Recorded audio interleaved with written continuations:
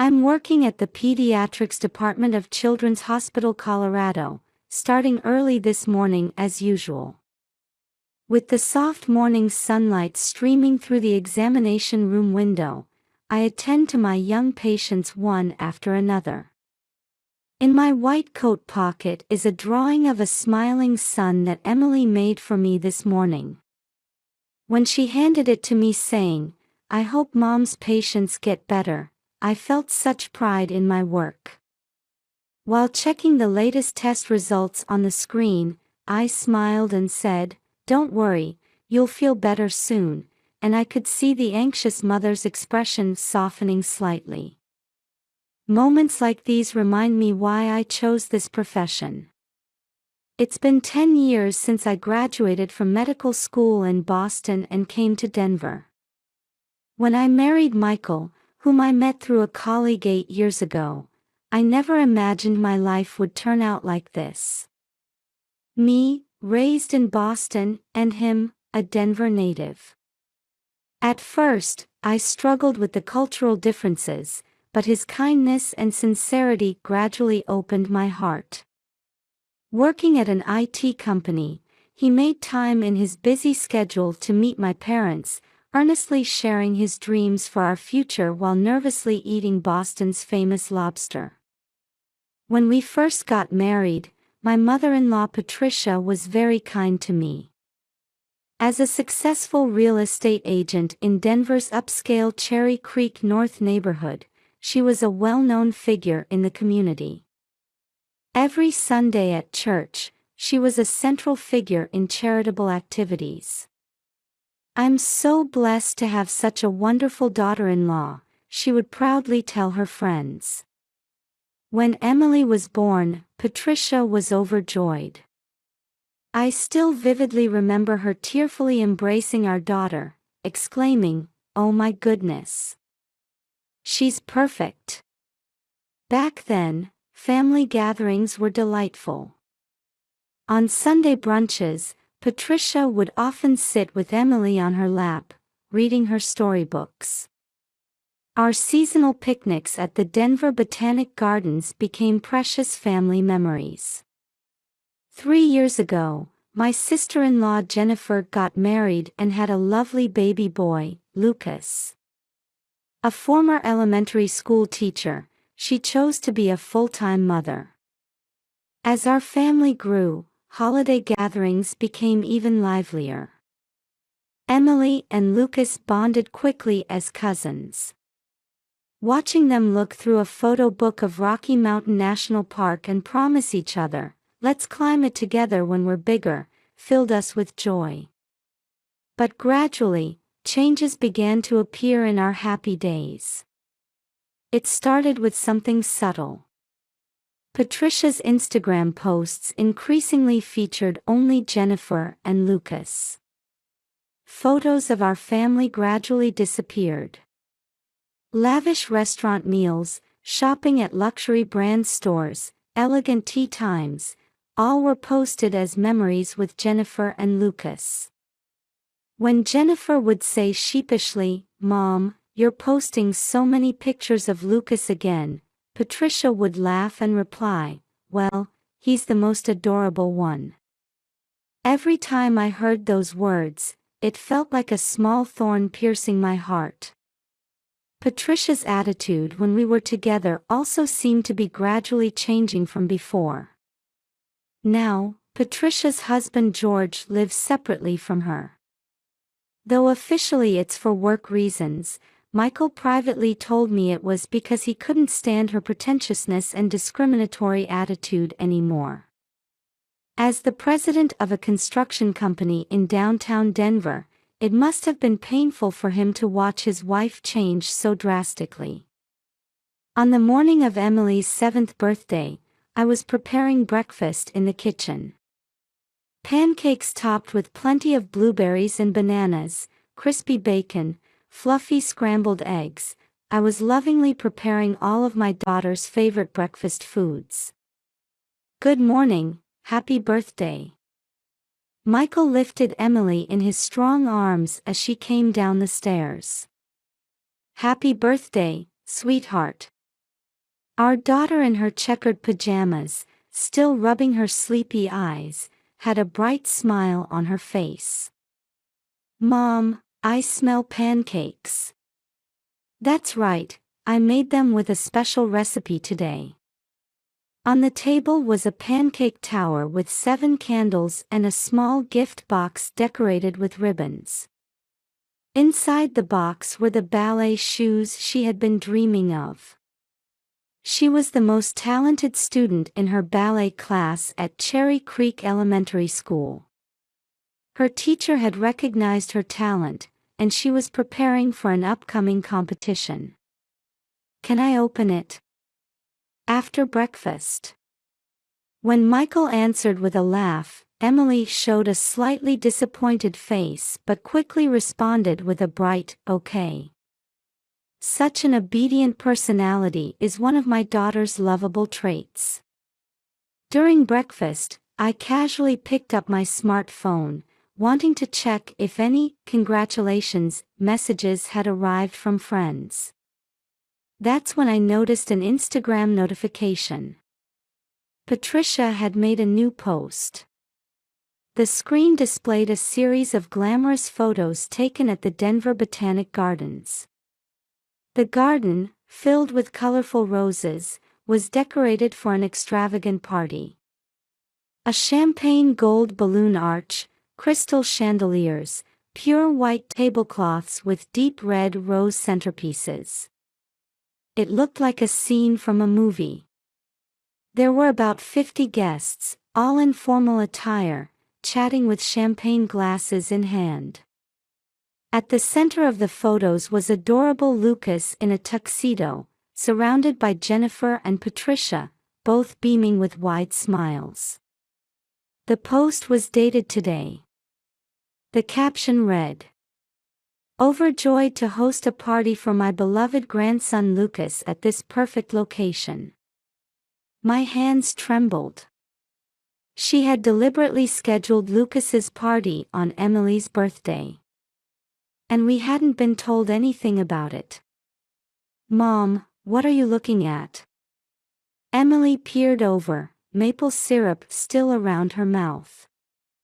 By the time I tried to hide the screen, it was already too late. Emily's eyes gradually welled up with tears. "Did Grandma forget my birthday?" My daughter's fragile voice carried the pure sadness unique to children confronting an unbelievable truth. Large teardrops fell onto her pancakes. As Michael reached to comfort our daughter, I was already standing up. I could feel my fingers still trembling slightly as I dialed the phone. "Hello, Rachel. This is unusual." Patricia answered in her usual haughty voice. "Patricia, today is Emily's birthday." "Oh, was that today?" After a moment of silence, she uttered unbelievable words. "You're not real family anyway."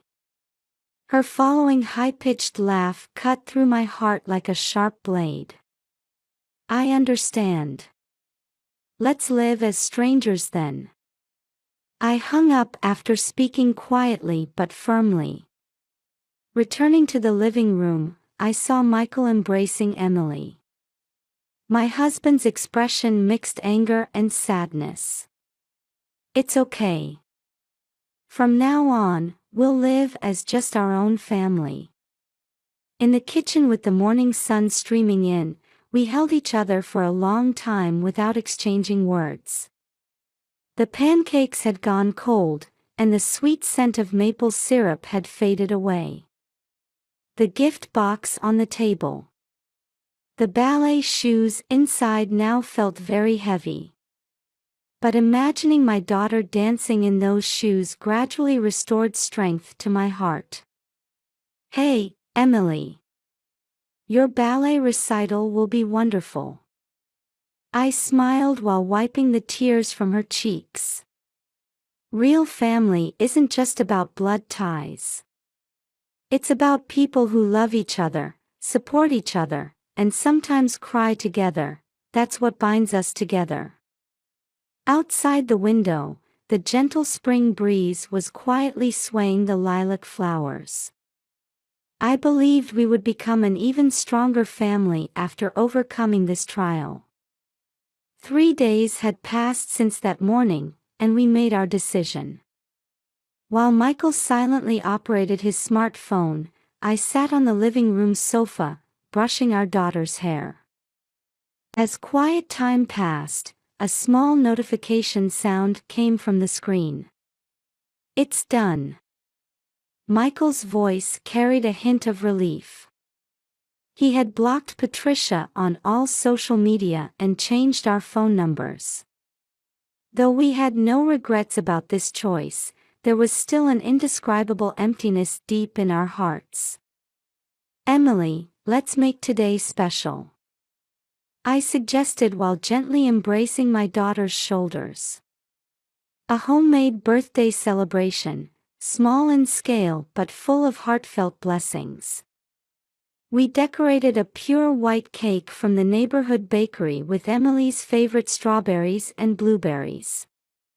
Michael and I wrote, "Happy Birthday, Emily," together in chocolate. Emily gave a small laugh at our slightly crooked letters. Her expression lightened our hearts a bit. But while we were enjoying our small moment of happiness, an unexpected storm was brewing outside. "Rachel, look at this."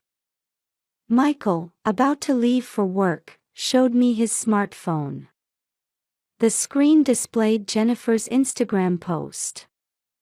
An open letter to Mother. "Why do you discriminate? I can no longer stay silent. Please stop these actions that destroy family bonds immediately." The post already had hundreds of comments. It seemed to be causing significant ripples in Denver's upper-class society. "I can't believe Jennifer." As my words trailed off, the phone rang. The screen showed Jennifer. I hesitated slightly before answering.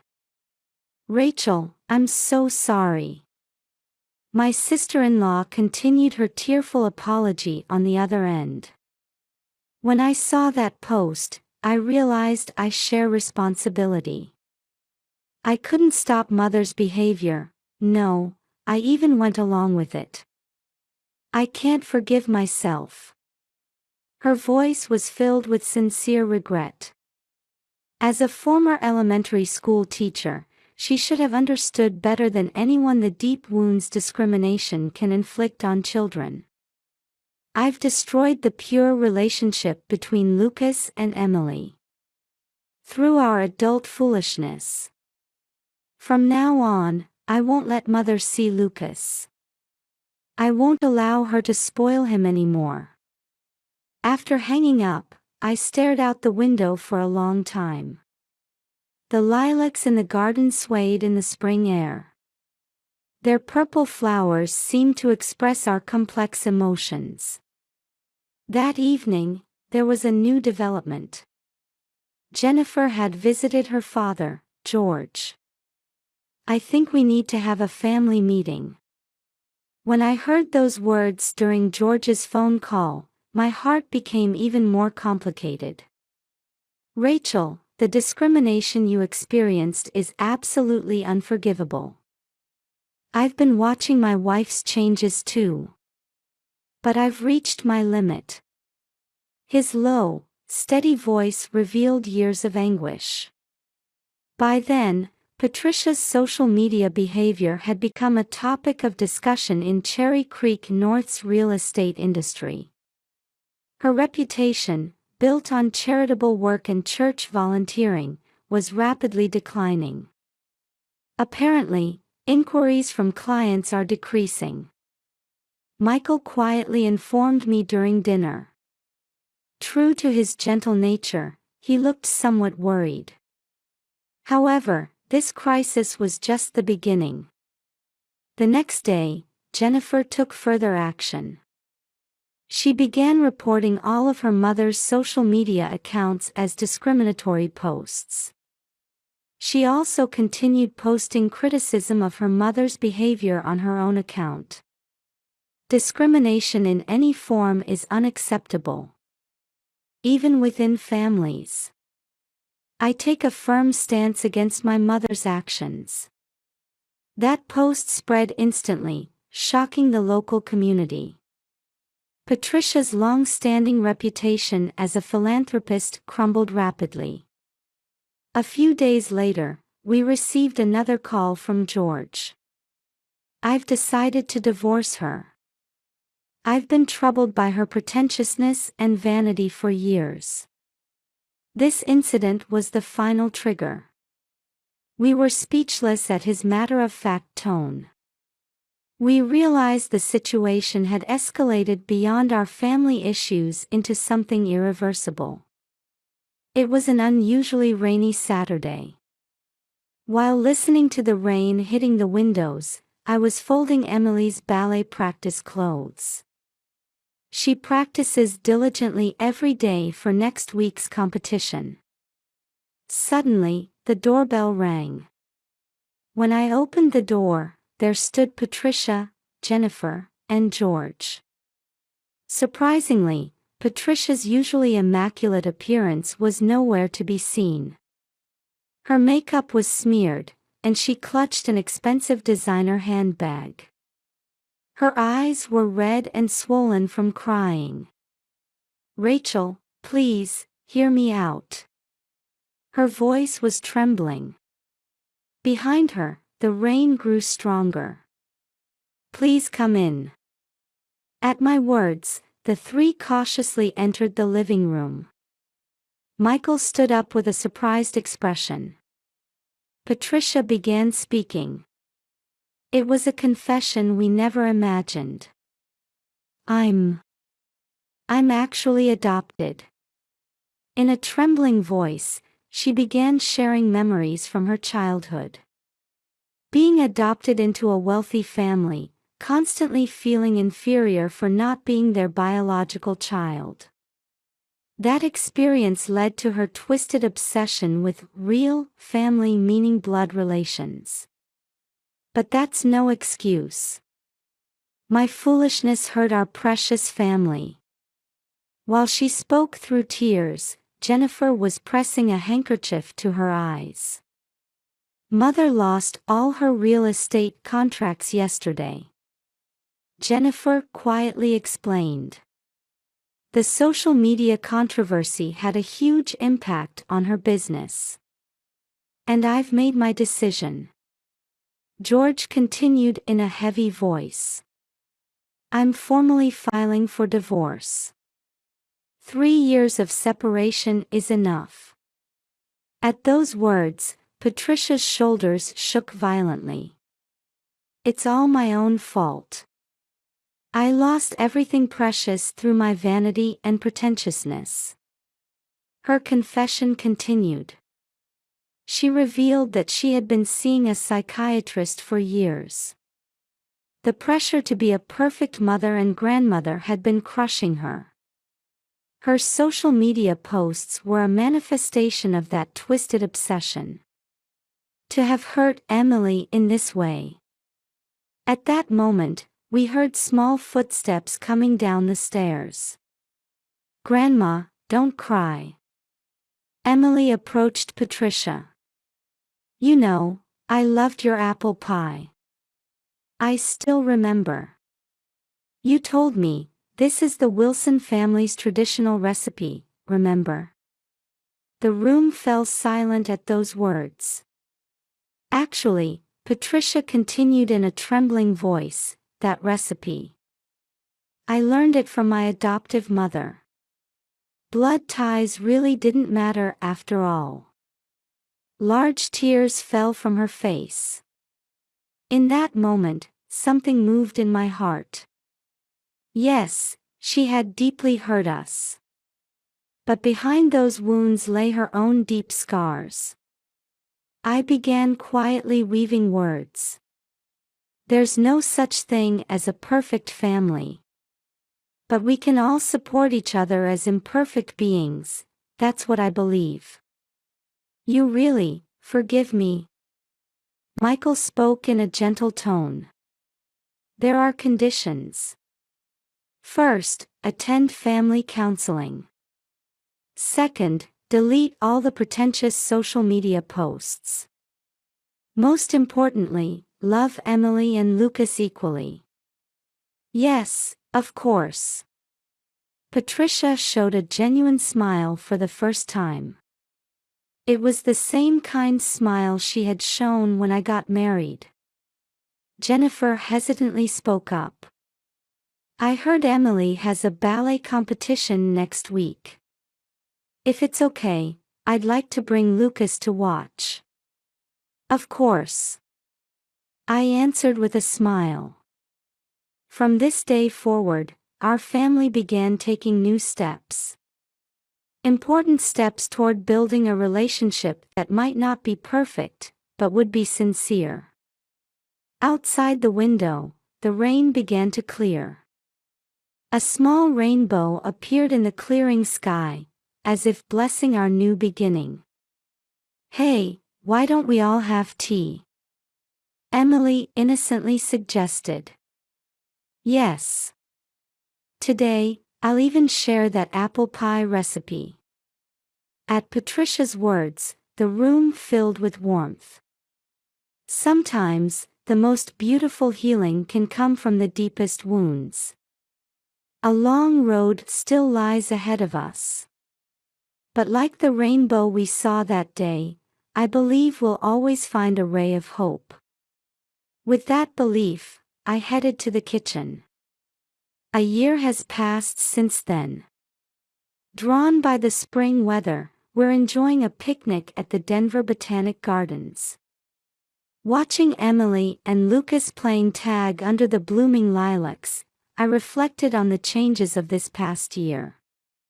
Rachel, these sandwiches are delicious. Patricia smiles at me. Her expression shows no trace of her former arrogance. After continuing weekly family counseling for a year, she has changed surely and steadily. The biggest change was drastically downsizing her real estate business. I want to keep work to a minimum and use the rest of my time for family, she says. She let go of the high-end properties and now focuses on more affordable ones. True wealth can't be measured in numbers. When she murmured that the other day, I felt I could truly believe those words. Her relationship with George is also gradually healing. They ended their separation and moved into a new house together. We want to create new memories in a new place, was his suggestion, which Patricia wholeheartedly agreed with. Papa, look! Lucas runs over with a balloon, with Emily chasing after him, laughing joyfully. Those two get along so well. Jennifer watches them with warm eyes. She has changed greatly too. She deleted all her social media posts criticizing her mother and now focuses on activities that strengthen family bonds. Hey, remember what happened here last year? Michael asks quietly. Yes, that painful birthday party was held right here. But now, a completely different scene unfolds before us. Grandma, teach me how to make apple pie. Emily settles onto Patricia's lap. Over the past year, her ballet has improved remarkably. She won the gold medal at the recent competition. Patricia's tears then were filled with pure joy. Of course. Why don't you all come to Grandma's house this Sunday? Lucas jumps with joy at those words. Last week, Patricia resumed her volunteer work at the church community. This time, it wasn't for the sake of appearances or formality, but from a genuine desire to contribute to the community. Though people were initially harsh, her sincere attitude has gradually earned their understanding. George sits next to me with a coffee cup in hand. Thanks to your family, my wife has discovered true happiness. I can't thank you enough. A gentle spring breeze carries the fragrance of flowers through the garden. Emily and Lucas are now running around chasing soap bubbles. Listening to their innocent laughter, I felt a deep sense of relief. Everyone, shall we have lunch? Jennifer takes out her homemade quiche and salad. We spread out the checkered cloth and sit in a circle as a family. Now I truly understand how precious these simple moments are. Though Patricia still has a social media account, her posts have changed dramatically. Gone are the showy, boastful photos, replaced by modest sharing of warm family moments and community volunteer activities. Actually, I'm starting a new project next month. She began somewhat shyly. She explained that she would start supporting children in situations similar to her own, drawing from her experience as an adopted child. Real family comes in many forms. But with love, any form can become a wonderful family. I learned that through personal experience. We quietly nodded at her words. Indeed, this past year hasn't been an easy journey. But because of that, we've come to truly understand the meaning of real family. As evening approached and we were preparing to leave, Patricia saw us off warmly. See you next week. Yes, I'm looking forward to it. The warmth in those words was no longer an act or pretense. Sometimes the most beautiful flowers bloom from the deepest wounds. Perhaps our family is proof of that.